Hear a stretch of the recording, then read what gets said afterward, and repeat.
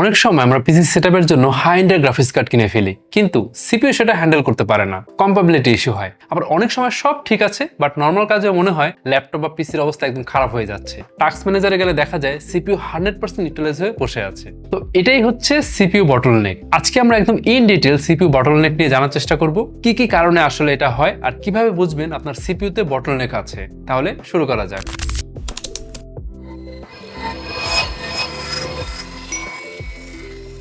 তো CPU bottleneck আসলে কি, একটা সহজ এক্সাম্পল দিয়ে শুরু করি।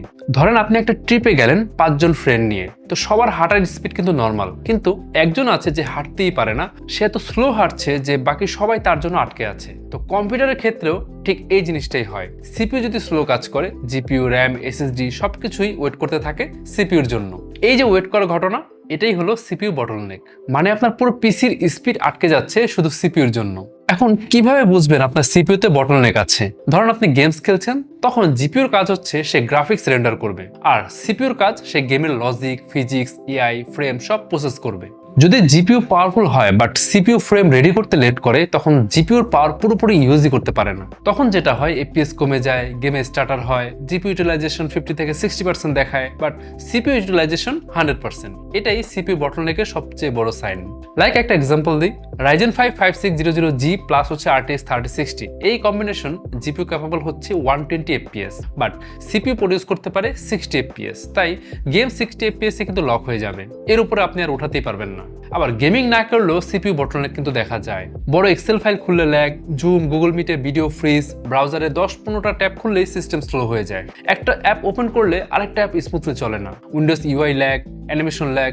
এগুলো সাধারণত সিপিইউর কম কোর নাম্বার, কম ক্যাশ এবং ওল্ড আর্কিটেকচারের কারণে হয়ে থাকে। Like Intel dual core CPU দিয়ে 2024-এ এসে ক্রোম চালালে বটলনেক হবেই। এখন আমি 5টা কারণ বলবো যার কারণে সিপিইউ বটলনেক হয়। প্রথমত, লাইক যেমনটা বললাম যে CPU weak but GPU powerful. আপনার system i3 6th gen but graphics card হচ্ছে RTX 3060। তো RTX 3060 যে লোডে কাজ করতে চায়, i3 তো সেই ইনস্ট্রাকশন দিতে দিতে ওভারলোড হয়ে যাবে। তাই প্রসেসর এখানে স্লো কাজ করবে আর জিপিইউ তার 100% পারফরমেন্স দিতে পারবে না। আচ্ছা, তারপর র্যাম কম বা র্যাম স্লো।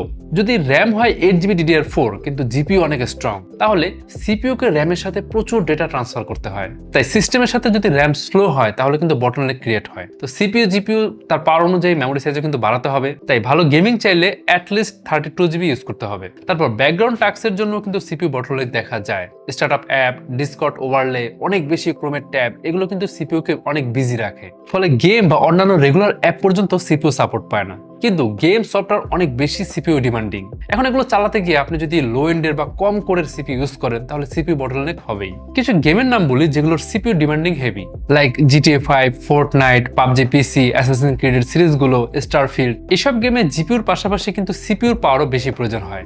ওকে, তারপর সিপিইউ টেম্পারেচার। পর্যাপ্ত থার্মাল সিস্টেমের অভাব হলে সিপিইউ কিন্তু 90°+ উঠে যায়, মানে তখন থার্মাল থ্রটিং হয়। তখন কিন্তু সিপিইউ তার স্পিড নিজে থেকে কমিয়ে ফেলে, নিজেকে সেভ করে, তখন কিন্তু আবার বটলনেক দেখা যায়। আচ্ছা, এখন সিপিইউ বটলনেক ফিক্স বা রিডিউস কিভাবে করবেন? প্রথমত, জিপিইউ লিমিট তৈরি করুন, রেজলিউশন বাড়ান 1080p, 1440p বা 4K। জিপিইউতে লোড বাড়ালে সিপিইউ বটলনেক কমে। তারপর in game CPU heavy settings কমিয়ে দিন, like shadows, draw distance, crowd density, physics, reflections, এসব কিন্তু সিপিইউ কে লাইট করবে। কিছু ব্যাকগ্রাউন্ড টাস্ক অফ করুন, স্টার্টআপ অ্যাপ ডিসেবল করুন, ডিসকর্ড ওভারলে অফ করুন, আনইউজুয়াল ক্রোমের ট্যাব কমান। আচ্ছা, তারপর কিন্তু র্যাম আপগ্রেড করতে হবে আপনাকে। সিপিইউ র্যাম কানেকশন যত ফাস্ট হবে বটলনেক তত কমবে। তারপর এইচডিডি SATA ইউজ করা বাদ দিন, NVMe SSD ইউজ করা শুরু করুন, কারণ সিপিইউ কে ফাস্ট ফাইল লোড করতে হেল্প করবে এই NVMe SSD। তারপর সিপিইউ কুলার ইউজ করুন, সিপিইউ কুল থাকলে কিন্তু টার্বো ক্লক ধরে রাখতে পারে, অনেক বুস্ট করতে পারে সিপিইউ। আর লাস্টলি, ওল্ড জেনারেশন হয়ে গেলে অবশ্যই সিপিইউ আপগ্রেড করুন, কারণ ওল্ড সিপিইউ থাকলে জিপিইউ, র্যাম, NVMe SSD বাড়ালেও কোনো লাভ হবে না, কম্পাটিবিলিটি ইস্যু থাকবেই। তাই সিপিইউ আপগ্রেড করতে হবে যদি ওল্ড হয়। তো যাই হোক, এই ছিল সিপিইউ বটলনেক নিয়ে আমাদের ইন ডিটেল একটা ভিডিও। আপনাদের কাছে যদি ভিডিওটা ভালো লাগে তাহলে অবশ্যই লাইক দিতে ভুলবেন না, আর অবশ্যই শেয়ার করতে ভুলবেন না। আর যে কোনো ধরনের কোয়ারিজ থাকলে অবশ্যই আমাদেরকে কমেন্ট করে জানাবেন। লাস্ট তাহলে যাচ্ছি, দেখা হবে পরে কোনো ভিডিওতে নতুন কোনো টপিক নিয়ে। সে পর্যন্ত ভালো থাকুন, সুস্থ থাকুন।